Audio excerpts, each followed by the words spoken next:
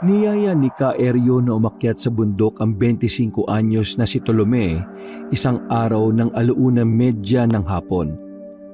Mangangalap sila ng iba't ibang halamang pwedeng gamitin sa pagpupormula ng mga gamot para sa iba't ibang sakit o mga pangontra sa mga elemento at iba't ibang uri ng aswang.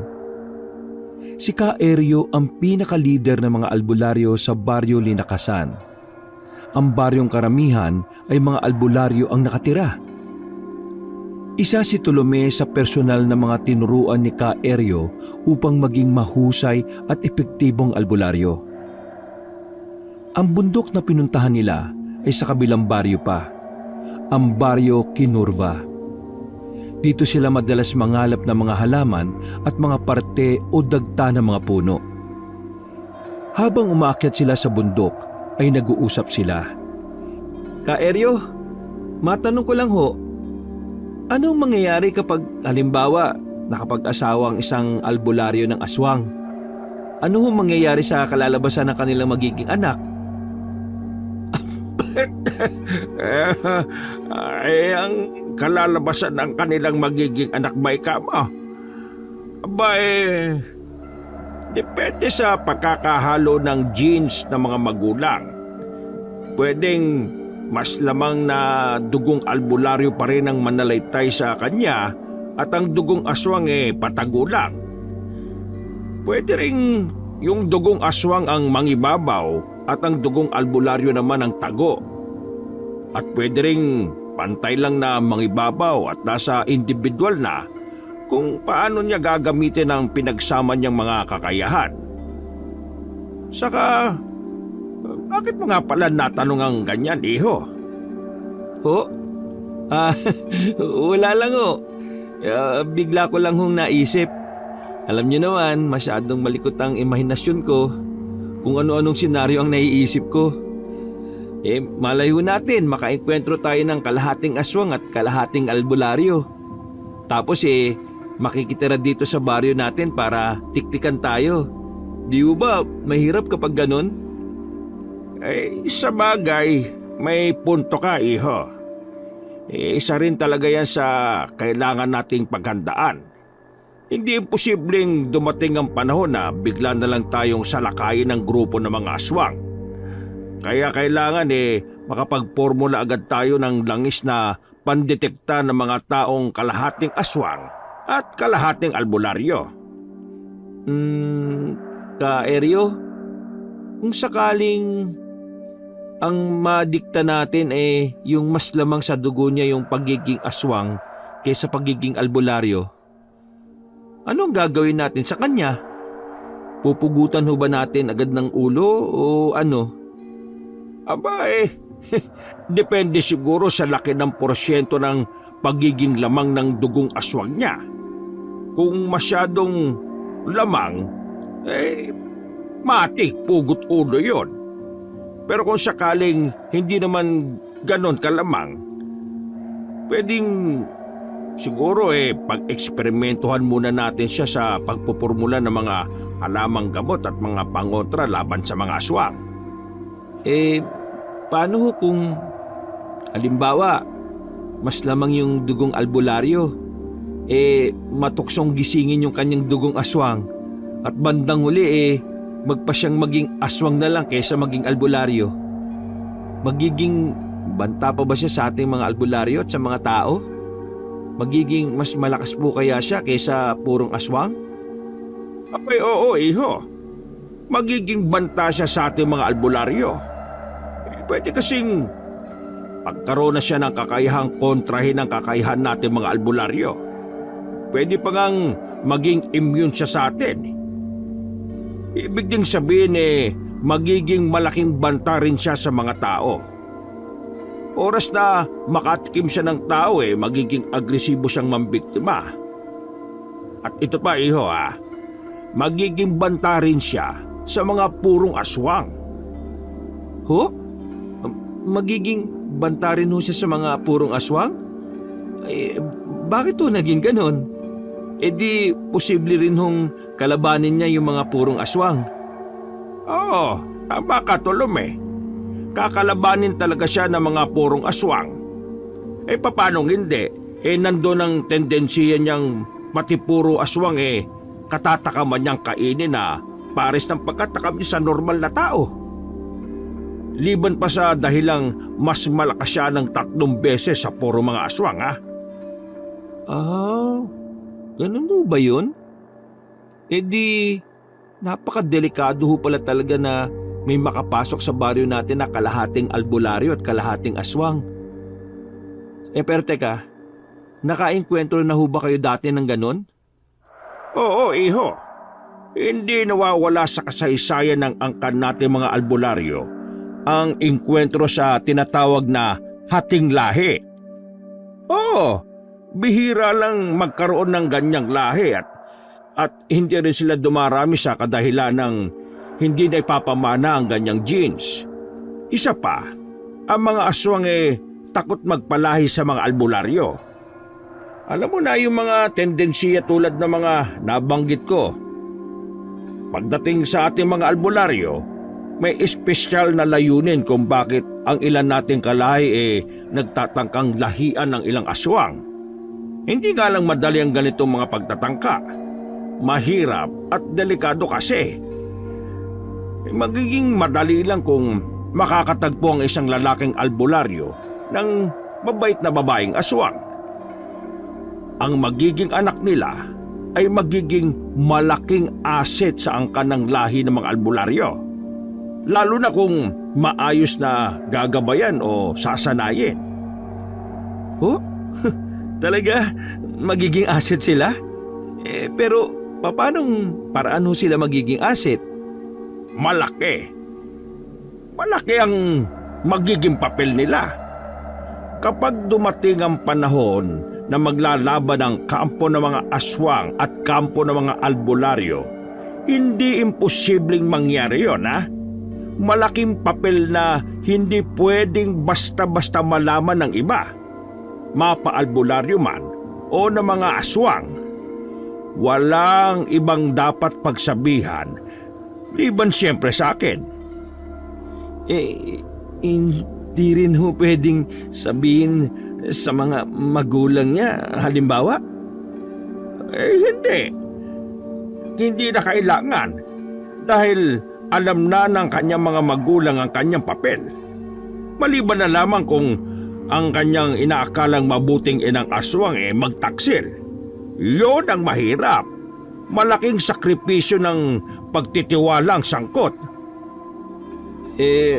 Kateryo, ano pala yung mangyayari sa inang aswang niya kung sakaling matunugan ng mga kalahi niyang aswang na nagkaanak siya ng hati ang lahi? Mukha ho yatang delikado siya sa kanyang kalahing mga aswang. Delikado talaga siya kung hindi siya magpapakaingat para hindi siya matunugan. Pero kung sakali, na siyang tulungan ng mga kalahi nating albularyo. Kung kailangan nating makipaglaban sa mga aswang para sa kanya, gagawin natin. Saka teka nga, iho. Bakit nga pala sa ganitong paksa nauwi yung usapan natin? Meron ka bang nalalaman na hindi ko nalalaman? Naku, wala ho. Ano naman hong idilihim ko sa inyo? Sabi ko nga ho sa inyo, sadyang malikot lang yung imahinasyon ko. Kung ano-ano ho talaga yung mga senaryo na naiisip ko Madalas pa nga ho yung mahihirap na sitwasyon pa ang naiisip ko. Di ba nga ho, turo nyo sa amin dati na mag-isip ng mahihirap na senaryo at subukang hanapan ng mga ito ng magandang solusyon para mahasa yung utak namin at para mabilis kami makapag-isip. Ganun ba? Sige. Puno na pala yung mga lalagyan natin. Sakto, papahapon na rin. Kailangan na nating bumaba at umuwi. Pahingi pala ng isang baging na makabuhay. At iho, tandaan mo ha, ang halamang makabuhay pinakamabisang pantaboy ng mga aswang sa paligid.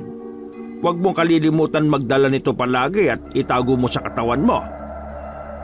Oho, hindi ko yan kinakalimutan. Marami nga ho akong langis ng makabuhay sa bahay Pero, teka nga ho pala. Paano sa may lahing hating albularyo at aswang? Ubra din ho ba sa kanila ang epekto ng makabuhay? Uubra ang makabuhay sa mas lamang ang dugong aswang kaysa dugong albularyo. Sa 50-50, mas lamang ang dugong albularyo na walang epekto. Kaya gumagawa rin ako ng formulang langis na e-epekto rin sa kanya. Para kung sakali madetekta kagad natin sila. Paano naman ho ninyo yun magagawa kung wala naman ho kayong kilalang may lahing hati na 50-50 o mas lamang ang dugong albularyo? Paano nyo matitesting ang mabubuo nyong langis? Problema ko na yan, iho. Bilang leader din yung albularyo, may mga pamamaraan akong sa akin lang muna at hindi ko munang pwedeng ipaalam kahit na kanino. May tamang panahon ng pagpapahayag. Para bagang alas na hindi basta-basta pwedeng ilapag kung hindi pa panahon. Laging sa huli ito nabubunyag, di ba? Ano, nakukuha mo ba, iho? Oho, Ka-Eryo. Naiintindihan ko na ho. Malaki ho ang tiwala at paggalang namin sa inyo eh. Sa bawat na desisyon nyo at sa pamamahala nyo sa buong angka nating mga albularyo. Sa kasagsagan ng pag-uusap ni Ka-Eryo at Tolome na nooy nakababa na ng bundok, walang ano-ano ay may napansin silang mga kaluskos sa paligid. Gumagalaw-galaw ang malalagong mga talahib sa isang gilid ng makitid na binabagtas nilang daan. Alerto ka, Tolome. May kung anong sa paligid na nabubulabog ng dala nating makabuhay. Hindi ko matiyak kung aswang o ano eh. Naamoy mo rin ba? Kakaiba ang baho ng amoy nito. Diyan lang ho kayo, Ka-Eryo, at titingnan ko kung ano. Palagay ko alam ko kung anong nilalang yan eh. Ako ang bahala. Hintayin niyo ako dyan. Maingat na sinundan ni Tolome ang nilalang na kung saan-saan sumusuot sa talahiban. Iniwan niya saglit sa isang tabi ang sukbit niyang lagayan ng mga halamang nakalap nila na may laman ngang makabuhay. Ito ang naisip niya para hindi lalong maitaboy ang sinusundang nilalang. At sa wakas ay natuntun din niya ang pinagtataguan nito ng huminto. Isa itong sigbin at pamilyar sa kanya ang sigbin na yon. Ang sigbin ni Ina? Anong ginagawa niya rito? May nangyari kayang masama kay Ina? Naku, hindi maganda ang kutob ko rito Walang ano-ano'y biglang dinamba si Tolome ng sigbin nang maamoy nito ang kanyang presensya. Ngunit ang pagdambang yon ay hindi pasalakay kundi sinyalis ng pagkasabik. Parang kilala rin ng sigbin si Tolome. Dinala-dilaan nito ang balat ni Tolome na parang maamong alagang aso. Pagkaraan ay parang inaya siya nito at pinagmamadaling pumunta sa isang lugar. Habang sinusundan ni Tolome ang sigbin, ay kinatkat siya ng kaba nang mapansin niyang ang binabaybay na daan ng sigbin ay may mga bakas ng dugo sa paligid. Habang tumatagal din ay may naririnig siyang mahihinang ungol na may kasamang paghikbi. Nang sa wakas ay huminto ang sigbin sa isang banda, ay ganun na lang ang pagkagulat ni Tolome sa nasaksihan. Ina, anong nangyari sa inyo? Sino may kagagawa nito sa inyo? Mananagot sa akin ang sino mang nangahasasaktang kay na. Magmadali ka, anak. Wala nang panahon para magpaliwanag pa ako sa iyo. Dalhin mo ko sa inyong baryo. Kailangan kong makausap si Eryo. Pero ina, delikado ka sa baryo namin dahil isa kang aswang. Malalakas sa mga pangontra sa aswang ng mga kababaryo kong albularyo. Hindi ka magtatagal doon. At bakit si Ka-Eryo pa ang gusto mong kausapin? Pakiusap, anak. Basta sundin mo na lang ako. Pakagat na ang dilim. Sisimulan na akong tugisin ang mga kalahi kong aswang. Iligtas mo ako, anak. Pakiusap. Anong ibig niyo sabihin? Bakit kayo tutugisin ng mga kalahi niyong aswang? Nalaman na ba nila ang pinakatatago nating lihim? Oo, anak. May pakialamera kasing nangialam sa cellphone ko at nabasa niya ang palitan natin ng mga messages at isinumbong ako sa pinuno naming aswang. Patawad, anak, at ngayoy nanganganib ang buhay ko. Pati na rin ang buhay mo at ng inyong baryo. Walang kaalam-alam ang mag-ina na habang nag-uusap sila sa tagumparte ng talahiban, ay natunto na pala sila ni Ka-Eryo na naiinip sa paghihintay kay Tolome. Dala na rin nito ang pansamantalang iniwanang sukbit na lalagyan ng mga halaman ni Tolome. Sa pagka-alerto, ay tinangkang dambahin ng alagang sigbin ni Dolores si Ka-Eryo. Ngunit agad itong nakailag nang maramdaman ng pantaboy na puwersa ng hawak-hawak na baging ng makabuhay ni Ka-Eryo. Sinaway ni Dolores ang sigbin at si Ka-Eryo na may ibinabarin at itinabi ang mga dalahin bago lumapit sa mag-ina. Dolores, anong ginagawa mo rito? Anong nangyari sa iyo? Eryo, patawad sa kakulangan ko sa pag-iingat. Nalaman na ng mga kalahi kong aswang ang lihim natin. Dahil dito, nitong pagkagat ng dilim, ay lulusubin na nila ang baryong linakasan. Ganon ba, Tolome? Kunin mo ang lalagyan ng mga halamang gamot. Ihiwalay mo ang mga makabuhay at dalhin mo sa akin. Kailangang malapatan ng paunang lunas ang mga sugat ng iyong ina. Hindi to basta-basta mapaghihilom ng laway ng iyong ina dahil mga aswang mismo ang nagdulot sa kanya ng mga ito at hindi tao. Sige na, Tolome, magmadali ka. Mabilis namang tumalima si Tolome ngunit hindi maipinta ang kanyang pagmumukha dahil sa mga narinig mula sa bibig ng kanyang ina. Nakakunot ang kanyang noo, naniningkit ang mga mata at malalim na napapaisip. Maraming tanong at mga konklusyon ang naglalaro sa kanyang utak. Hindi din siya makapaniwala na si Ka-Eryo pala ang kanyang ama. Inilihim ito sa kanya ng kanyang ina. Samantala, matapos mapahira ng gamot erbal ang malulubang mga sugat ni Dolores, ay may ibinilin si Ka-Eryo kay Tolome. Makinig ka, Tolome. Magpapaiwan kami ng iyong ina dito sa baryo Kinurva. Importante ito para sa kaligtasan ng iyong ina. Ang baryo nating mga albularyo, ang pakay nila. Kaya dito muna kami ng inay mo magtatago. Ikaw ang kanang kamay ko at tumatayong pangalawa sa atin sa ating mga albularyo. Kaya sa iyo ko muna inaatang ang pagmamando sa ating mga kalahi.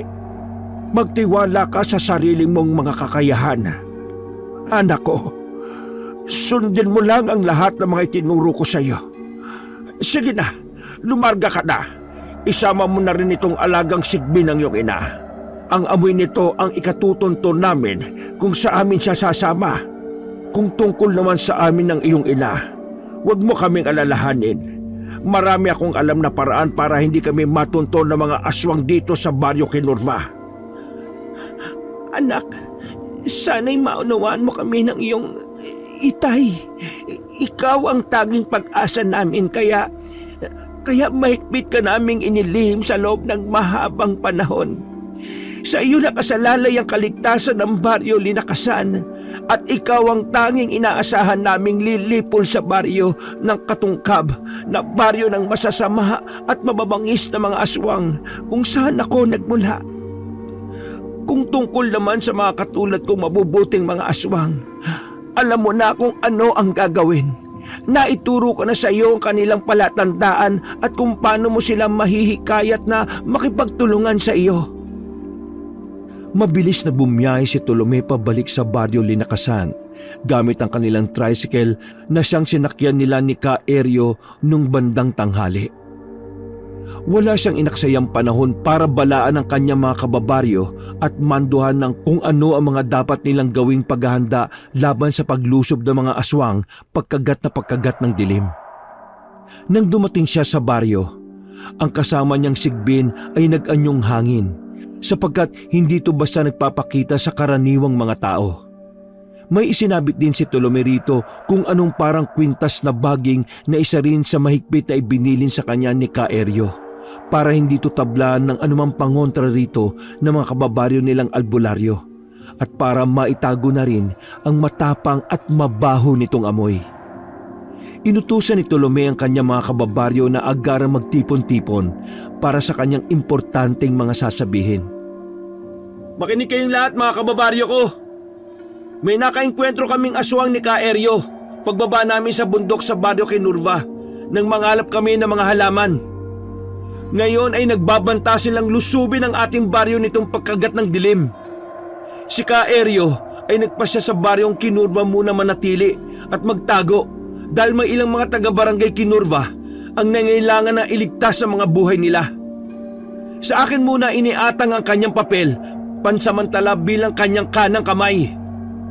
Paano namin makakasigurong totoo sinasabi mo? Bakit naman susugurin ng mga aswang ang baryo natin ng ganun-ganun na lang? Dahil lang sa nakaengkwentro ninyo sila ni Kaeryo? Pasensya na, hindi ko muna maaaring sabihin sa inyo ang totoong pinakadahilan ng kanilang paglusob. Mahirap itong ipaliwanag na ako lang dahil hanggang ngayon hindi ko pa rin lubusang naiintindihan. Hayaan natin si Kaeryo na lang ang magpaliwanag kapag nandito na siya, Omer. Mga kababaryo, huwag sana natin pagdudahan si Tolome. Hindi naman lingid sa ating kaalaman na siya ang kanang kamay ni Kaeryo. Saka tingnan nyo, may mga bahid ng dugo ang kanyang katawan, tanda na may nakalaban nga silang mga aswang. Dala rin niya ang ilang gamit ni Kaeryo sa pangangalap. Ako mismo namataan ko sila bandang pagkatanghali na magkasama at sakay ng tricycle bago sila umakyat ng bundok sa kabilang baryo. Hindi naman sa nagdududa kami, Densyo. Ang sa akin lang naniniyak lang. At ngayong nakikita ko namang seryosong sitwasyon, eto, wala nang dahilan para magduda pa ako. Kung ganon mga kababaryo, ihanda na ang mga dapat ihanda. Magsabit ng mga bawang sa mga bintana. Magpahid ng mga langis pangontra sa mga aswang. Ilabas ang mga buntot pagi. Ilabas ang mga itak. Siya nga, sundin natin si Tensyo. Mag-orasyon din ng ilang mga kababaihan. Siguraduhin lahat ay may mga makabuhay at mga langis na pangontra sa mga aswang. Magsipagsindi rin kayo ng mga sulo at itulo sa labas ng inyong mga bahay. Ang may mga pana ay maglabas ng mga pana. Ang may mga sibat ay maglabas ng mga sibat. Ilabas din ang pinatulis ng mga buho na pantuhog sa mga aswang. Magagis din kayo ng mga baging na makabuhay sa mga bubong ng inyong mga bahay para hindi sila makalapag doon. Tandaan nyo, kung alin parte ng katawan ng mga aswang ang pupuntirehin sa puso dapat o kaya sa likuran para hindi nila mahimura ng kanilang laway at para hindi ulit maghilom. Kada babagsak na aswang ay sabuyan nyo kaagad ng kasi ng kanilang mga sugat o kaya herbal nating langis at tarakan ng buo sa dibdib. Importante na huwag kayo magpanik. Alerto at aliso lang dapat tayo para makapag-isip tayo ng malinaw. Tulong-tulong tayong lahat. At nang lumatag na nga ang dilim sa baryo Linakasan, ay nagdagsaan na nga ang mga aswang. Marami sa kanila ang hindi nakalusob dahil natakot sila sa mga sulo ng apoy. Kaunti lang ang lubusang nakapasok at umatake. Yung mga kumbaga ay manhid sa ningas ng apoy. Mga aswang na may mga matataas na ranggo. Puntirin nyo ang mga aswang na nakapasok! Huwag niyong hayaang patayin at itumban nila ang mga nakasinding sulo! Bawat mamamatay at matutumbang sulo ay sikapin niyong sindihan at itulos uli! Mahirapan tayo kapag lahat sila ay nakalusob! Nakakakilabot na pagdanak ng dugo ang naganap sa baryo Linakasan. Marami sa mga aswang ang napuruhan at sinunog ng mga taga-baryo. Ngunit karamihan sa mga ito'y pangkaraniwan o maihinang mga aswang lamang. Ang mas malalakas na mga aswang ay nahirapan silang kalabanin. Mas maliliksi at malalakas sa mga ito. Isa pa ay hindi gaanong tumatalab sa mga aswang na ito ang kanilang mga pangontrang langis. Mga kababaryo, sikapin natin makapagpabagsak ng isang malakas na aswang. Pagtulungan natin, kahit isa lang. Importanteng may mapag-eksperimentuhan kami ni Kaeryo para makapagpormula kami ng mas mabisang pangontrang herbal na langis laban sa kanila. Huwag nating susunugin.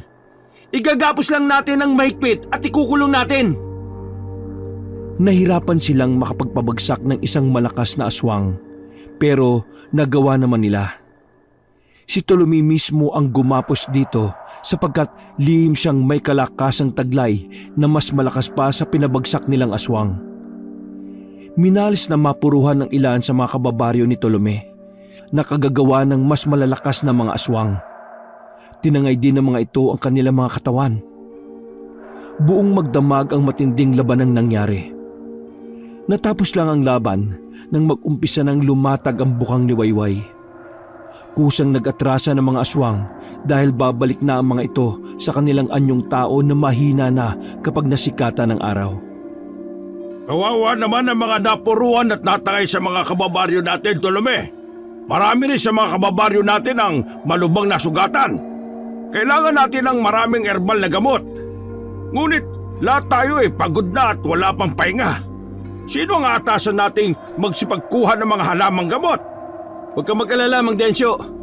Ako na mismo magtitipo ng mga kailangan. Pupunta ako ng bundok ng Bado Kinurba. Tuloy, kukumustahin ko na rin si Kaeryo. Aalamin ko rin kung ligtas din ba ang kabilang baryo. Sigurado ka bang kakayanin mo pa, Tolome? Kung magpahinga't umidlip ka kaya muna bago ka lumarga. Magdamag kaya tayong nakipaglaban at walang kahit na kaunting tulog. Ako mismo mahilo-hilo na sa puyat at pagod. Huwag niyo akong alalahanin, Mang Densyo. Kayang-kaya ko pa sarili ko. Isa pa, kargo ko mga kababaryo natin bilang kanang kamay ni Kaeryo. Gagawin kong lahat para sa ikatitiwasay ng lahat. Ipagiganti ko kayong lahat sa mga aswang na yon. Isang araw ay uubusin natin sila. Naniniwala kong kaya mo yan, Tolome. Isa ko sa masugid mong alagad at taga-suporta. Maswerte kami na may kababaryo kaming katulad mo na handang isakripisyong lahat para sa nakararami. Ang totoo gusto ko maging katulad mo. Ikaw ang role model ko. Salamat sa suporta, Mang Densyo. Nakakatuwang malamang tinitingilan niyo pala ako bilang role model niyo. Hayaan niyo, hindi kayo mabibigo sa akin. Pati na ang buong baryo natin. O siya, sa iyo ko muna ibibili ng baryo natin ha. Gamutin niyo ang mga malubhang na sugatan. Higit sa lahat, mahigpit niyong bantayan yung nakakulong na aswang na nahuli natin kagabi. Huwag niyong hahayaang makatakas yun. Iwasan din yung makipag-usap sa kanya at baka isahan niya kayo sa pamamagitan ng gawa-gawang mga kwento at mga kasinungalingan. Dumiretso na nga si Tolome sa baryo Kinurva. Pinuntahan niya ang pamilyang pansamantalang kumupkup sa kanyang ina at kay Kaeryo. Pagdating niya roon ay sakto namang nagpapaalam na para umalis si Kaeryo at ang kanyang ina sa pamilyang yon. Matapos magpaalam at makalayo sa bahay ng pamilyang yon, ay sakalang sumalubong si Tolome. Tolome, kumusta? Ayos ka lang. Kumusta ang baryo natin? Mukhang sumalaki nga talaga ang mga aswang Tignan mo damit mo, puno ng bahid ng dugo. Ano na nangyari sa mga kababaryo natin? Sana kaunti lang ang mga napuruhan. Naging maduguho at talagang matindi ang labanan kagabi. Marami naman ho kaming napatay na mga aswang pero panay mahihinang mga aswang lang ho. Nahirapan ho kami sa mas malalakas na mga aswang Hindi na ho gaanong tumatalab sa kanila yung mga pangontra nating langis. Marami rin ho sa mga kababaryo natin ang napatay nila at tinangay ang mga katawan. Nagsikap po kaming mapabagsak at manghuli ng isa sa mga malalakas na mga aswang. At nagtagumpay naman ho kami. Iginapos ho namin at saka ikinulong. Mabuti naman anak ko at walang masamang nangyari sa iyo. Talaga bang wala ka ni galos anak? Matingnan nga. Mabuti rin at hindi ka nag-anyong aswang sa harap ng iyong mga kababaryo. Kung hindi, baka mapagkamalang kanilang kabilang sa mga kaaway na aswang. Hindi naman ho, ina. Saka kahit kailan ho hindi ko pa naramdaman yung parang gusto kong mag-anyong aswang Posible ho ba yon? Gayong mas lamang sa akin ang dugong albularyo kaysa dugong aswang? Posible yon, Tolome. Tulad ng napag-usapan natin sa bundok. At saka matanong nga kita, nung kasagsagan ba ng pakikipaglaban mo sa mga aswang kagabi, wala kang kakaibang naramdaman sa iyong sarili? Ho? Meron ho eh. Yung parang habang tumatagal sa laban lalo akong lumalakas. Para nga hong hindi ako nakaramdam ng pagod matapos yung laban kaninang madaling araw eh. Isa pa ho, kahit wala pa akong tulog buhay na buhay pa rin ang aking diwa. Dumating na nga ang tamang panahon na ang inilagay ko sa iyong pampigil ay binubuwag na ng iyong nagigising na dugong aswang. Panahon na rin para ihanda ka sa iyong mahirap at hindi basta-bastang papel. 2 papel sa iisang katauhan. Ikaw ang magdidesisyon ng iyong kapalaran, anak. Nasa magiging desisyon mo rin nakasalalay ang kapalaran ng baryo Linakasan at ng tinubuang baryo ng iyong ina. Alin papel ang pipiliin mo, anak? Ang maging tagapagtanggol ng baryo ng iyong ama o maging kaisa ng mga kalahi kong masasamang mga aswang? Alin man ang iyong piliin, ito lang ang masasabi ko, anak. Itinago kita sa mga kalahi kong masasamang mga aswang dahil kung malalaman nila ang tungkol sa iyo, hindi ka nila hahayaang mabuhay. Ipinuslit kita sa baryo ng iyong ama para sa iyong kaligtasan at para sa importanteng papel na ngayoy nakaatang na nga sa iyo. Oo, oras na tuluyang magising ang dugo mong aswang ay magiging napakalakas ng iyong puwersa at gusto kong gamitin mo ito sa responsable at tamang paraan. Makakaasa ba kami sa iyo, anak ko? Timbangin mo sanang maigi ang mga bagay-bagay at maisaalang-alang mo sana ang mga sakripisyo namin ng iyong ina para maisilang ang isang katulad mo sa mundo. Sa kanyang mga narinig ay wala nang nagawa si Tolome kundi ang mapasugod ng mahigpit na yakap sa kanyang mga magulang. Mangiyak-ngiyak pa nga niyang tinugo ng mga ito. Makakaasa ho kayo sa akin. Sisikapin kong isulong kung ano ang tama at mabuti. Nariyan naman ho kayo para gabayan ako sa papel na iniatang niyo sa akin. Itinuturing ko itong malaking pribilehiyo dahil sa inyo mismo nagmula ang importanteng atas na ito. Isa pa ho'y nangako ko sa mga kababaryo ko na ipaghihiganti ko ang mga namatay nating mga kababaryo at uubusin ko ang masasamang lahi ng mga aswang. Samantala, habang nasa baryo Kinurva pa si Tolome at ang kanyang mga magulang, may hindi naman magandang nangyayari sa baryo Linakasan dahil sa nakakulong na nahuli nilang isang aswang noong kasagsagan ng laban ng nagdaang gabi. Habang nangyayari ito'y lihim na nagmamasid ang naka-invisible na alagang sigbin ng ina ni Tolome. Nangyaring naiwan ito at hindi nakasama kay Tolome sa baryo Kinurva. Kawawang baryong Linakasan. Wala silang kaalam-alam na isa sa kanila ay may dugong aswang.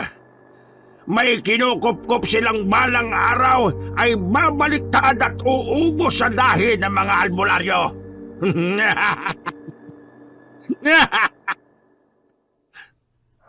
Ha? Anong ibig mo sabihin? Paanong magkakaroon ng may dugong aswang sa isang baryong pulos sa mga albularyo nakatira? Lahat kami rito ay may mga pangontra sa aswang, no? Kaya walang aswang na magtatangkang tumira dito. Loko to. Wala nga talaga kayong alam. Alam niyo ba kung bakit kami lumusob dito sa baryo ninyo?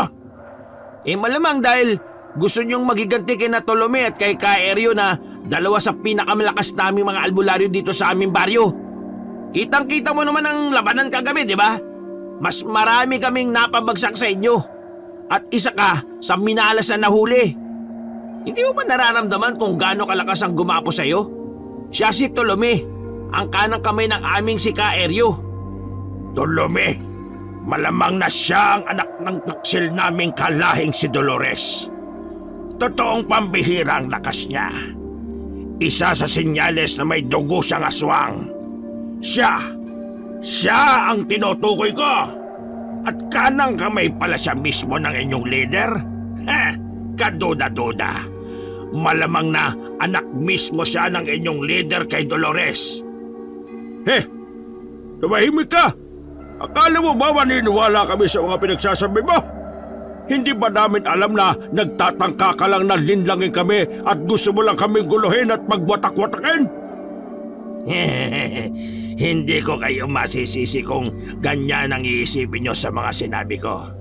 Pero natanong naman ninyo sa tuluming yon ang totoong dahilan kung bakit kami lumusob? Kung sakali man, nasagot din ba niya ang tanong ninyo? Biglang naalala ng mga nagbabantay sa nahuling aswang ang tagpong yon nang tanungin nila si Tolome kung bakit bigla na lang lulusob ang mga aswang sa kanilang baryo. Brad, hindi nga pala direktang sinagot ni Tolome yung tanong natin yun ng magtipon-tipon tayo kahapon, no? Napansin kong nag-alangan pa nga si Tolome kung sasagutin niya yung tanong o hindi eh. Parang may alam siya na hindi lang niya masabi-sabi. Piyadong may lihim nga siyang itinatago sa atin ah. Hindi sa may inililihim siya, Omer. Kaya parang nag-aalangan siyang sumagot kahapon. Hindi ba sinabi rin niyang hindi niya lubos na naiintindihan pa ang sitwasyon kaya si Ka Eryo na lang daw ang magpapaliwanag sa atin kapag dumating na siya rito sa baryo natin? Parang medyo duda na rin ako kay Ka Eryo eh. Duda ako sa kanila ni Tolome. Paano kung isa nga sa kanila ang may dugong aswang? Alam naman ninyo sa kasaysayan ng baryo natin may mga hating lahi pa rin nakakapasok sa ating baryo. At madalas nauuwi sa katakot-takot na ubusan ng lahi sa pagitan ng mga aswang at ng lahi nating mga albularyo. Kaya hindi pwedeng maulit-uli yung ganon, ano? Kaawa-awang baryong linakasan. Mukhang sa pagkakataong ito tuluyan ng mabubura ang kanilang lahi. Mukhang sa kamay pa ng kanilang leader at ng kanang kamay kuno nito. Kailangan malaman to ng ating mga kababaryo. Hindi pwedeng maulit ang madugong nangyari sa nakaraan nating kasaysayan, no? Kailangang maharang ang muling pagpasok dito ni na Aeryo at Tolome.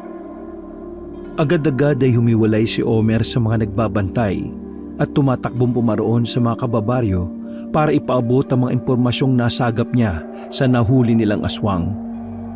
Bunga nito'y nagpulong-pulong ang mga matatandang albularyo at yung mga matatalino sa kanila. Bumuo sila ng inaakala nilang magandang plano para protektahan ang kanilang baryo. Si Densyo naman ay galit na binalingan ng nakakulong na aswang. Maras niyang pinaghahampas ito ng buntot pagi, ano pat halos ikamatay nito ang tindi ng sakit at hapding dinanas. Ang dapat pala sa iyo aswang ka hindi na namin hinayaan pang mabuhay Salot ka sa baryo namin. Hindi totoo mga pinagsasabi mo. Naniniwala pa rin akong may mabuting plano para sa baryo namin si Ka Eryo at si Tolome. Ang lahi niyo ang mauubos at hindi ang lahi namin.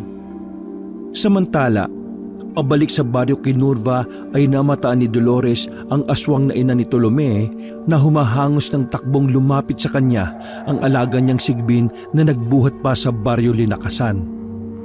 Nakipag-usap ito kay Dolores sa pamamagitan ng kakaibang mga ungol na iba-iba ang tunog at maahalatang may hatid itong hindi magandang balita. Paano ang gagawin natin, Eryo? Nagpaplano mga kababarin niyo laban sa inyong dalawa ni Tolome sa pagbabalik niyo roon.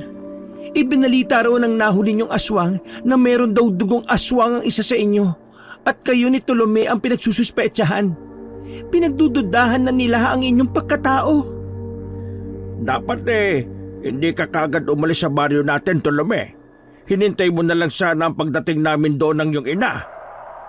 Pero kailangan ho ng mga kababaryo natin ng maraming herbal na gamot para sa maraming malulubang na sugatan. Magdamago ang pakikipaglaban namin sa mga aswang at halos lahat po sila wala pang tulog at nangihina na rin. Ako lang ho ang maaaring manguha ng mga halaman kaya pumarito po ako para kumuha sa bundok. Ganoon ba? O sige, magmadali na lang tayong kumuha ng mga halamang gamot sa bundok. Habang nangunguha tayo'y mag-isip tayo ng magandang plano sa pagbabalik natin sa baryo. Kailangang makuha natin muli ang tiwala ng ating mga kababaryo at ipakita nating mabuti ang ating intensyon.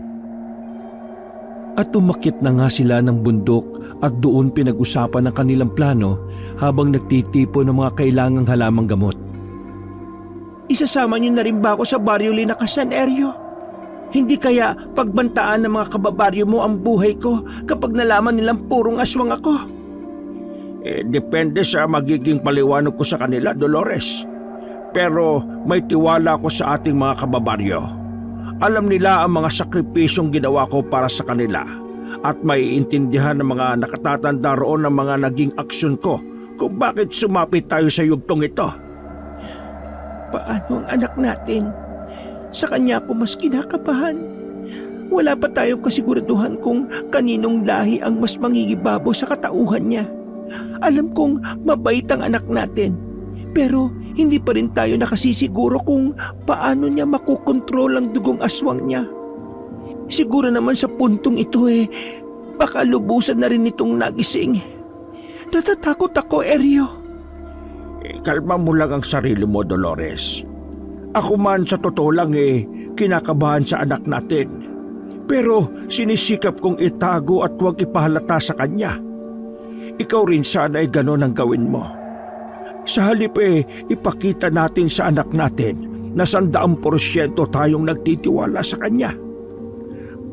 Walang ano-ano habang nagbubulungan sina Eryo at Dolores sa walang kamalay-malay na si Tolome na medyo napalayo naman sa kanila, ay bigla na lang silang nakarinig ng katakot-takot na atungal at singasing ng kung anong mabangis na hayop. Sa takot na baka kung ano na ang nangyari kay Tolome, ay dali-daling tinalunto ng mag-asawa ang pinagmumulan ng tunog na yon. Ngunit laking gulat nila nang tuluyang mamataan ang kakaibang nilalang ng harap-harapan. Sus Marios, Tolome, ikaw ba yan, anak ko? Tuluyan na ngang nagising ang dugong aswang ng anak natin, Dolores. Tolome, anak, kami ito, ang mga magulang mo. Sobrang nakakatakot ang pagbabagong anyo ni Tolome. Dahilan ng tuluyang pagkagising ng dugo niyang aswang. Doble ang kanyang laki, ano pat nagkapunit-punit ang suot niyang mga damit. Nang lingunin niya ang kanyang mga magulang pagkarinig ng boses ng mga ito, ay tinitigan niya ang mga ito ng sobrang talim saka nakaririnding sumingasing. Sabay na napaatras sina Eryo at Dolores at sabay ding napasalampak sa damuhan sa sobrang pangangatog ng kanilang mga tuhod dahil sa sobrang takot. Anak, ang inay mo ito at ang iyong itay, hindi mo ba kami nakikilala? Huwag mo kaming sasaktan, Tolome. Anak! Pilit kinikilala ni Tolome ang kanyang ina. Bumuhos sa kanyang isip ang mga alaala niya kasama ito. Ngayon ay kay Eryo naman siya bumaling at ganun na lang ang pagkulo ng kanyang dugo at panginginig ng kanyang mga kalamnan nang parang hindi niya ito makilala. Tinangka niyang daluhungin si Eryo at lalapangin na lang sana niya ito kung hindi lang nagtulong na mamagitan ng kanyang ina at ang alaga nitong Sigbin. Wag! Anak ko! Ang Eryo mo siya! Ang mismong itay mo! Hindi mo ba siya nakikilala? Hindi mo ba siya makapasa yung alaala? Ako ito, iyo, anak, ako ang kalahati ng iyong dugo. Alalahanin mo ang ipinangako mo sa akin at sa ating baryo na poprotektahan mo kami sa abot ng iyong makakaya laban sa kampo ng mga aswang. Inaasahan ko yun, anak ko. Sukat sa mga sinabi ni Eryo ay bumuhos din sa alaala ni Tolome ang mga panahong kasama niya ito. Biglang nawala ang kanyang mga alaala nang magbagong anyo siya dahil sa tuluyang pagkagising ng dugo niyang aswang. Ngunit nang ilang beses siyang marinig ang tinig ng kanyang mga magulang ay kusang nanumbalik ang kanyang mga alaala. Dahil din dito'y bigla siyang nakaramdam na matinding pananakit ng kanyang ulo. Dumagdag pa ang amoy ng mga halamang gamot na kanilang tinipon.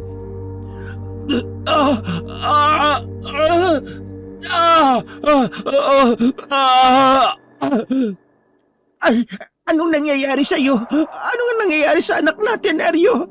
Natatakot ako. Ano ang gagawin natin sa kanya? Hayaan mo lang siya, Dolores. Malamang dahil yan sa panunumbalik ng kanyang mga alaala at dahil na rin sa mga halamang gamot sa paligid na nakukontra ng kanyang pagiging aswang.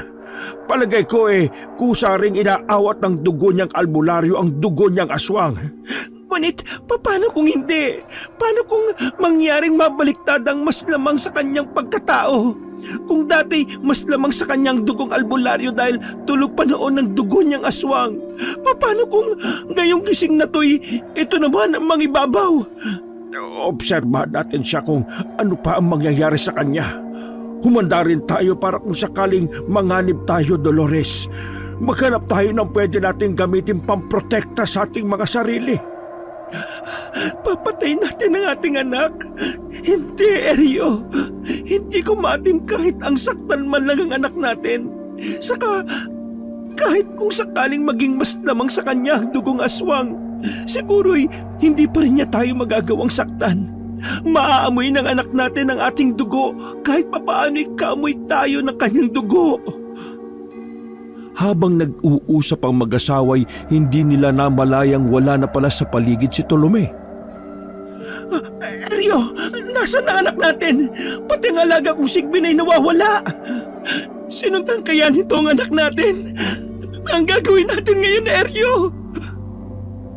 Habang pinag-iisipan ni Ka Eryo ang mga ganap, ay may napansin siya sa damuhan kung saan nakatayo kanina si Tolome. Nilapitan niya ito tiningnan maigi. Teka, Dolores, ano itong nasa damuhan? Bakit may dilaw na likido rito? Ngayon lang ako nakakita ng ganito Baka alam mo kung ano ito, Dolores. Limitado lang alam ko sa mga aswang na tulad mo. Baka may koneksyon ito sa anak natin. Ha? Galing nga ito sa alaga kong Sigbin. Alam ko na kung bakit pati ang alaga ko'y nawawala, Eryo. May kung anong isinalin na kakayahan ng alaga ko sa anak natin. Sigurado ka ba riyan, Dolores? Anong kakayahan naman sa palagay mo ang isinali ng Sigbin mo sa anak natin? Basta, Eryo, saka ko na sasabihin sa'yo. Hindi ko muna maaaring sabihin dahil mararamdaman ng alaga ko kung sasabihin ko kagad sa iba.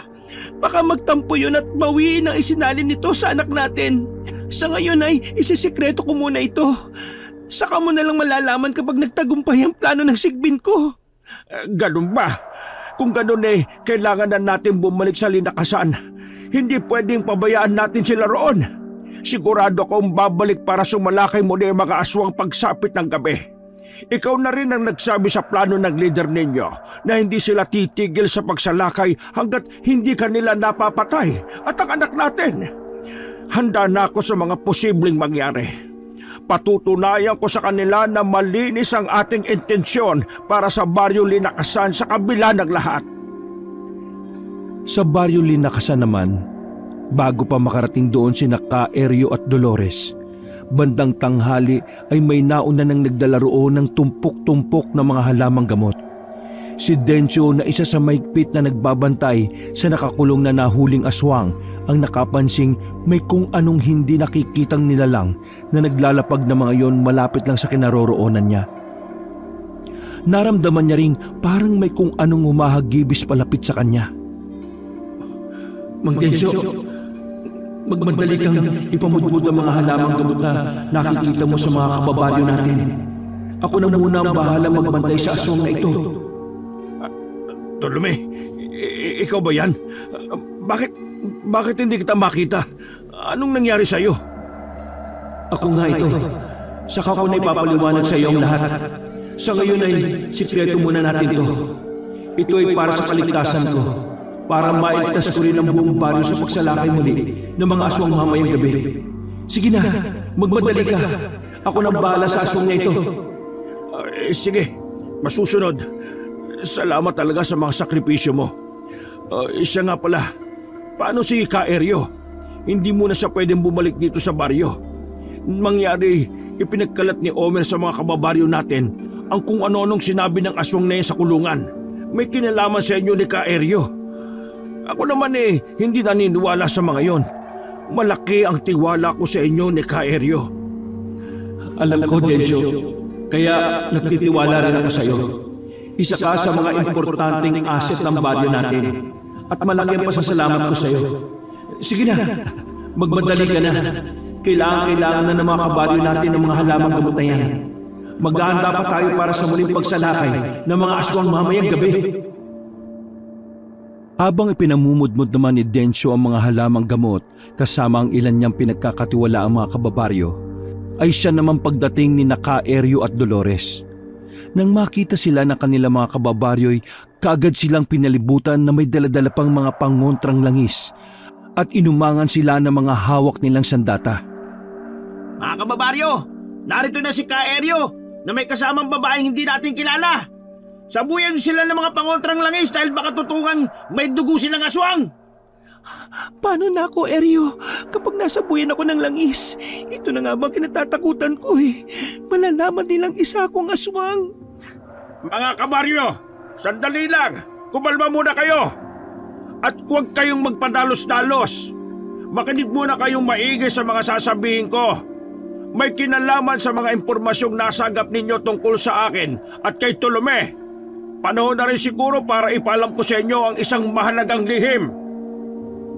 Habang nagsasalita si Ka-Eryo, may mga hindi pa rin nakatiis na magsaboy pa rin ng langis kina Ka-Eryo at Dolores. Nang masabuyan na si Dolores ay may kung anong hindi nakikitang nilalang na mabilis na yumakap sa kanya. Pamilyar kay Dolores ang amoy nito at alam niya ang nilalang na ito ang pumuprotekta sa kanya. Nabigla naman si Ka-Eryo at nagtaka sa hindi inaasahang pangyayari. Ngunit nang magkatitigan sila ni Dolores at mag-usap ang kanilang mga mata, ay nakuha na niya ang ibig sabihin ng lahat. Kaya naman ay ipinagpatuloy na niya ang sasabihin. Unang-una mga kababaryo ko, 100% dugong albularyo ang taglay ko. Bakit nyo nagagawang pagdudahan ako samantalang kay tagal nyo na akong leader at puro para sa ikatitiwasay ng ating buong baryo ang isinusulong ko? Si Tolome pala, Ka-Eryo. Nasaan si Tolome? Bakit hindi nyo kasama? Malamang na siya ang may dugong aswang kaya takot na siyang pumarito. O kaya baka umanib na yun sa mga aswang. Pinagtaksilan tayo ng Tolomeng yun. Kasalanan mo ito, Ka-Eryo Ipinahamak mo ang baryo natin sa pamamagitan ng pagkupkop sa may dugong aswang. Makinig muna kayo mabuting mga kababaryo ko sa lahat ng aking mga sasabihin. At tapusin muna ninyo ako sa lahat ng paliwanag ko. Wala munang sisingit kung pwede. Saka na kayo gumawa ng anumang pasya kapag naipaliwanag ko na ang lahat. Maliwanag ba? Maliwanag po, Ka-Eryo. Sige po, ituloy nyo lang. Nasa inyo po ang tiwala ko 10 ng aking mga kapamilya, kaanak at mga kaibigan. At nagpatuloy nga si Ka-Eryo. Sinimulan niya ang kanyang mahabang paliwanag sa kanyang mga kababaryo. Alam kong may alam kayo sa kasaysayan ng ating lahi at sa pakikipaglaban natin sa lahi ng mga aswang. Alam ko rin alam niyong nagkaroon na ng mga hating lahi sa pagitan ng mga aswang at nating mga albularyo. Natroba tayo sa ilang malagim na mga kaganapan sa nakalipas dahil sa hating lahi na mas pumanig sa lahing aswang. Naiintindihan ko kung bakit ayaw niyong maulit itong muli. Pero may isang bagay na hindi niyo gaanong alam tungkol sa kahalagahan ng pagkakaroon ng hating lahi na mas lamang ang dugong albularyo kaysa dugong aswang. Ang ganitong lahi ang pag-asa natin para lubusang malipol ang masasamang mga lahi ng aswang. Ang totoo ang ganitong lahi rin ang kinatatakutan ng mga purong masasamang mga aswang. Kaya gagawin nila ang lahat para patayin ang ganitong lahi. Ganito ang sitwasyon natin ngayon kung bakit sinasalakay ng mga baryo ng mga aswang ang baryo natin. Na kanilang narinig ay kung ano-anong espekulasyon ang pinagbubulungan ng mga kababaryo ni Ka-Eryo. Sa kabila nito ay nagpatuloy lang si Ka-Eryo. Hindi lahat ng mga aswang ay masasamang aswang. May ilan sa kanila na mabubuti at ayaw mambiktima ng mga tao at nagsisikap na mabuhay na tulad ng normal na tao. hindi sila dapat katakutan dahil hindi naman sila banta sa mga tao. Ang totoo palihim pa nga nilang inililigtas sa mga tao laban sa kanilang masasamang mga kalahi. Kung napansin nyo, sa naganap na pakikipaglaban nyo ng nagdaang gabi, ilan sa kanila ay hindi sumasalakay sa inyo at nagsisikap pa ngang tulungan o iligtas kayo sa ibang mga aswang. Isa sa dahilan kung bakit mas marami kayong napatay kaysa sa kanila. Muling umugong ang bulungan dahil sa kanilang napagtanto. Si Dencio ay isa sa mga tuwang-tuwa dahil talagang napansin niya yon sa kasagsagan ng kanilang pakikipaglaban. Samantala, si Omer naman ay naka-smith at nagdududa pa rin kay Ka-Eryo, na patuloy lang sa pagsasalita. Isang mabuting aswang na babae ang nakilala ko, si Dolores, at kasama ko siya ngayon. Oo, inilihim namin ang aming relasyon hanggang sa magkaanak kami at ang naging anak namin ay si Tolome. Kung bakit dinala ko si Dolores dito ngayon ay dahil nabunyag na sa mga kalahi niya ang pinakatatago naming lihim nang may makialam sa cellphone niya at mabasa ang mga lihim niyang mensahe kay Tolome at sa akin. Ngayon siya at si Tolome ay nanganganib ang mga buhay. Pati na rin ako. Gagawin ang lahat ng mga masasamang mga aswang para tuluyang patayin ang aking mag-ina. Ha!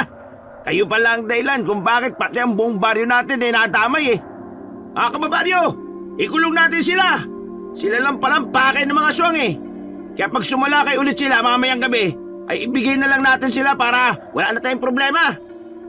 Pero hindi pa tapos si Ka-Eryo sa mga sinasabi niya. Bakit tayo magpapadalos-dalos? Hayaan muna natin siya matapos. Makinig kayo maigi sa akin. Mabubuti lahat ng intensyon ko para sa ating baryo. Kung bakit minabuti kong magkaanak kay Dolores ay para rin sa ating baryo. Ginusto ko talagang magkaanak ng hatiang lahi at sinuguro kong mas lamang sa kanya ang dugong albularyo kaysa aswang. Alam niyong personal kong tinuturuan si Tolome ng lahat ng bagay tungkol sa pagiging epektibo at mahusay na albularyo. Lahat ng kailangan ay itinuro ko sa kanya. Inihanda ko siya sa loob ng mahabang panahon dahil alam kong isang importanteng papel ang nakaatang sa kanya para sa ating baryo. Katulong ko rin si Dolores sa paghahanda kay Tolome. Itinuro rin ni Dolores sa kanya ang lahat ng tungkol sa mga kahinaan ng mga aswang, sampunan kung paano mas pasusulungin ang kanilang mga kakayahan para sa mabuting layunin. Narinig mo yun, Amer? Malaki ang papel ni Tolome para sa baryo natin. Sabi ko naman sa inyo hindi basta-basta ang bawat plano ni Ka-Eryo. Hindi mo siya dapat pinagdududahan. Pati tuloy ang buong baryo binigyan mo ng hindi kinakailangang pagdududa Hinawaan mo sila. Mas maniniwala ka sa sinabi ng nahuli nating aswang? Bakit mo ako sinisisi? Ang sa akin lang naman naniniguro. Masama bang manigurado para sa kaligtasan ng baryo natin? Saka, bakit ba wala ang Tolomeng yan? Bakit hindi siya nagpapakita? Maghintay ka lang. May maganda siyang plano para pabagsakin ng mga aswang. Nandyan lang siya sa paligid na hindi mo nalalaman. Hindi mo alam kung ano ang mga kapangyarihan niya at kung ano-ano pa ang mga kaya niyang gawin. Kaya kung ako sa iyo tigilan mo na nga yung pagdududa mo. Dahil papahapon na at kailangan na nilang paggandaan ang muling pagsalakay ng mga aswang sa susunod na gabi, ay ipinasya na ni Ka-Eryo na tapusin ang kanyang mahabang pagpapaliwanag sa kanyang mga kababaryo. Maayos naman niyang naipaliwanag ang lahat at nakumbinsi naman niya ang karamihan sa kanyang mga kababaryo tungkol sa plano nila ni Tolome para lipulin ang baryo ng masasamang mga aswang at itira lamang ang ilang mabubuting mga aswang na tulad ni Dolores. Samantala, nang magsipaghanda na ang mga tagalinakasan para sa nalalapit na muling pakikipagsagupaan laban sa mga aswang, ay napansin ni Omer na nawawala ang nakakulong na nahuli nilang aswang. Sinita niya si Dencio na siyang mahigpit na tagabantay nito. Mang Dencio, anong ginawa niyo? Bakit nawawala yung nahuli nating aswang sa kulungan? Nako, malalagot ka ngayon kay Ka-Eryo niyan. Ipapalam ko to sa kanya. Eh, yun lang ba? Huwag ka mag-alala. Hiniram lang siya ni Tolome sa akin. Gagamitin lang daw niya laban sa masasamang mga aswang. Bahala ka na kung isusumbong mo pa ako kay Ka-Eryo o hindi. Basta siguraduhin mo lang na ako ang talagang mapapasama at hindi ikaw, ha? Sigurista ka naman, hindi ba? Bakit parang yabang mo na ngayon, ha? Siguro isa ka ring may dahing aswang. Tama ako, hindi ba? Umarangkada na naman ang mapagduda mong utak. Kung aswang ako, edi sana noong pa kita nilapa. Isipin mo nga yun. Samantala, si Tolome naman gamit ang hiniram na katawan ng nahuli nilang aswang at sa tulong ng mga aswang na katulad ng ina niyang si Dolores na isang mabuting aswang, ay pumaroon siya sa baryo Katungkab para sa lihim niyang misyon. Ampuntiryahin ang lider ng mga aswang. Ayon sa dating sinabi ng kanyang ina, kapag napatay ang lider nilang aswang, ay magiging mahina ang mga aswang at madali lang matatalo maski ng normal na tao. O kaya naman ay kusa silang magsisipagbagsakan na wala ng malay. Kaya na magpunta si Tolome sa baryo ng mga aswang para harapin ang kanilang leader. Nagpanggap siya bilang si Mamerto, yung nahuli nilang aswang. Maging ang boses ni Mamerto ay ginaya niya. Oh, Mamerto, ano ang nangyari sa'yo? Mahal na pinuno, nakatakas ako mula sa mga kamay ng mga albularyong nakahuli sa akin nang sumalakay tayo sa baryo Linakasan. Pakinggan niyo ang mahalagang nalaman ko tungkol sa sitwasyon ng baryo ngayon. Lusubin natin sila ng mas maaga, pagkagat na pagkagat ng dilim. Karamihan sa kanila ay sugatan pa at mahihina sila dahil hindi pa sila gaanong nakakabawi ng tulog. Naroon na sina Ka-Eryo, Dolores at Tolome. Makakatulong natin sa paghuli sa kanila ang isang lalaking nagngangalang Omer at mga kasama niyang malaki ang pagdududa kay Ka-Eryo at Tolome. Kapag nakakita sila ng pagkakataon ay tutulong sila sa ikauhuli ng mag-ama at ni Dolores. Mabuting balita. Gagamitin natin ang isa sa mga langis ko. Pero, teka, paano naman ako magtitiwala sa sinasabi mo, bata? Bigyan mo ko ng magandang rason. Ikulong mo ako, pinuno. Kung nagsasabi ako ng kasinungalingan at mabigo ang plano, patayin mo ako 10 ng aking angkan. Ngunit kung nagsasabi ako ng purong katotohanan, ay saka mo ako palayain at tituring mong isa sa mga tapat mong tagasunod. Yun lamang po, mahal na pinuno. Magandang deal yan, bata. Sige, ang plano mo ang isusulong ko ngayong gabi sa paglusob sa baryo Linakasan. Total, hindi naman ako sasama sa paglusob mamayang gabi. May nakareserba akong plano laban sa Tolome na yon. Uhulihin ko siya sa sarili kong mga kamay sa paraang hindi niya nalalaman. Nung sumapit nga ang pagkagat ng dilim, ay maagang ang sumalakay ang mga aswang sa baryo Linakasan. Ikinagulat ito ng mga taga-baryo. Nagpanik ang karamihan sa kanila dahil halos lahat ng mga aswang ay sumama sa paglusob. Kaunti lang ang natira sa baryo Katungkab, kung saan ay nagpaiwan din ang kanilang pinuno. Nandiyan na ang mga aswang! Magmadali kayo at tumanda sa pag-atake! Mukhang mas marami sila ngayon at mukhang mas mababangis sila. Ilabas ang mga sulo, ang mga sibat, ang mga buntot pagi, ang matutulis sa mga buho at ang inyong mga itak. Pahiran nyo ang inyong katawan ng mga langis pangontra. Dali mga kasama, tulong-tulong tayo! Huwag kayong matakot, kaya natin to! Sina Ka-Eryo at Dolores na nasa loob ng isang matibay na bahay ay nag-alala nang marinig nila ang sigaw ni Densyo at ng iba pa nilang mga kababaryo sa labas. Eryo, saan ako magtatago? Anyong tao man o anyong aswang, madali lang ako makikilala o maamoy ng mga kalahi kong aswang. Sumama ka sa akin, Dolores. Kumapit ka at huwag kang hihiwalay sa akin. Poprotekta kita anuman ang mangyari. Hawakan mo itong isang buntot pagi. Ihataw mo ito sa mga aswang na magtatangkang lumapit sa atin. ingatan mo lang na huwag mahataw ang sarili mo, ha? Lalabas din ba tayo para makipaglaban? Hindi. Dito lang tayo dapat sa loob. Matibay naman itong bahay na ito. Hindi tayo basta-basta mapapasok ng mga aswang. Pero kailangan ako ng mga kababaryo ko, Dolores. Ayokong may masabi sila sa akin kapag hindi nila ako nakitang sumama sa kanila sa makikipaglaban. Isa pa hindi natin alam kung nasaan na si Tolome. Magtiwala ka sa anak natin. Nararamdaman ko kung nasan sila ngayon ang alaga kong Sigbin. May ibang misyon ng anak natin, Eryo. O sige, ganito. May iwan ka rito para ligtas ka.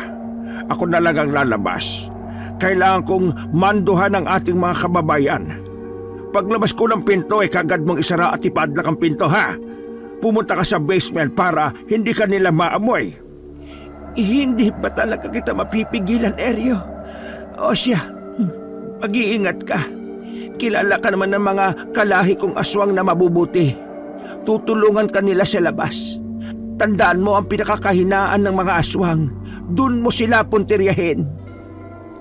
Ngunit sa labas ay puro masasamang mga aswang lang ang kasalukuyang lumusob sa baryo Linakasan. Bilang lang sa daliri ang mga mabubuting aswang na sumama sa paglusob. Karamihan sa kanila ay naiwan sa baryo Katungkab para tumulong sa plano ni Tolome. Nakita kaagad ni Ka-Eryo sa labas sina Densyo at Omer. Nakipagtulungan siya sa mga ito sa pakikipaglaban sa mga nagliliparang mababangis na mga aswang. Napansin ni Ka-Eryo na talagang mahihina na ang kanyang mga kababaryo.